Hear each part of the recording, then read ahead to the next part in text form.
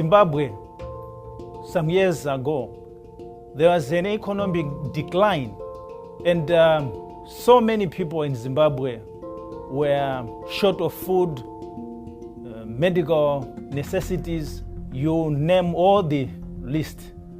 Poverty was very high, and so many people were in need.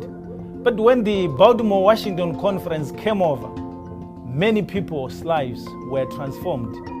Over the past 15 to 20 years, the Baltimore-Washington Conference has been engaged in a very powerful covenant relationship with our brothers and sisters in Zimbabwe. This has been seen through many volunteer mission trips. It's been seen through the hundreds of thousands of dollars that have been raised and taken over to Zimbabwe to assist in the building of Africa University, to assist in the refurbishing of parsonages and churches, the building of medical clinics, the establishment of orphanages. So many things that we've been able to accomplish in this partnership that has meant so much to us here, but as importantly to our brothers and sisters in Zimbabwe.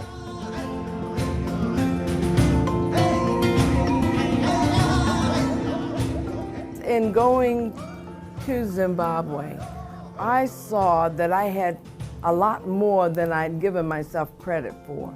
There was a lot more in me, and I had a lot of resources that I saw people praising God and giving their all who had so much less than I had. I felt I needed to do more, be more, give more. The church gave me an opportunity to do just that. The first time I went to Zimbabwe, I actually went because I was very cynical about the process. I thought it was a very bad use of resources, and I realized that I couldn't say those things without ever having done it. So I decided to go with our church on their next trip to Zimbabwe. And when I got to Zimbabwe, when I got to Dindi, where we went, I discovered how profoundly wrong I was. When he came back, when he first started talking about Dindi and all of the terrible things that these people have to go through daily, I mean, things that we take for granted are enormous challenges for them. And it really seemed as though he came out of his shell and could really relate to people who were from a completely different socioeconomic status and extremely different culture. It's just a heart-wrenching thing over there to see these people. I've seen miracles and I've seen heartaches. When we went to Dindi, I saw a man being pushed in a wheelbarrow.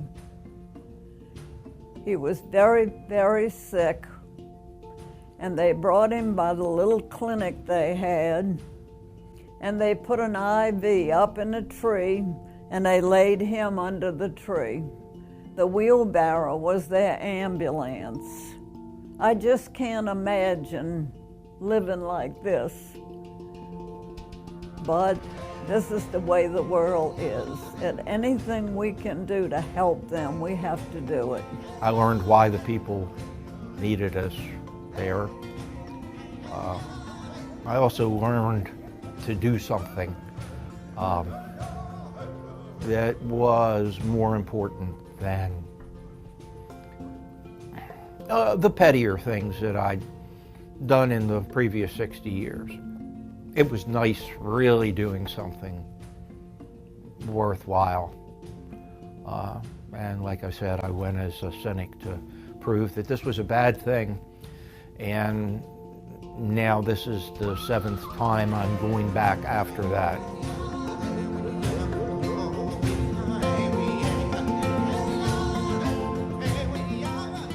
To the people of Zimbabwe, relationships are very important. So when the people of the Baltimore-Washington conference they travel to Zimbabwe, the Zimbabwean people value such a visit from the people of Baltimore-Washington conference. It is within the tradition of the Zimbabwean people that relations are not complete until and unless people sit together and they share a meal. So when the Baltimore-Washington Conference people visit Zimbabwe, it really seals that relationship between the people of Baltimore-Washington Conference and the people of Zimbabwe.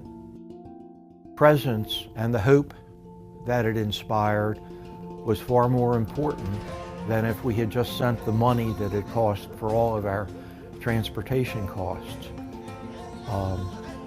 We did good while we were there, and it certainly caused me to grow. It's just become so great. It's positive. He's really involved. He's very engaged, and he's definitely become very dedicated to this. And I look forward to becoming dedicated as well. Just remember, if you're called for mission, go. It don't make any difference how old you are or how you feel. Go out there and try. You just can't imagine what you can do for other people until you do it. An awful lot is said and questioned about sending money versus going ourselves. There's certainly a strong notion of the ministry of presence.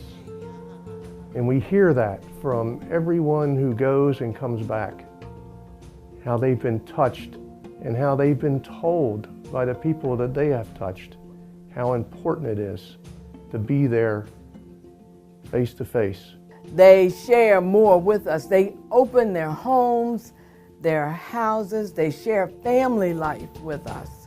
And I think, and we bring lots of resources with us, but the friendliness, the camaraderie, the fact that we're all in the kingdom, that we are in this realm where we're sharing ourselves and our understanding of who God is.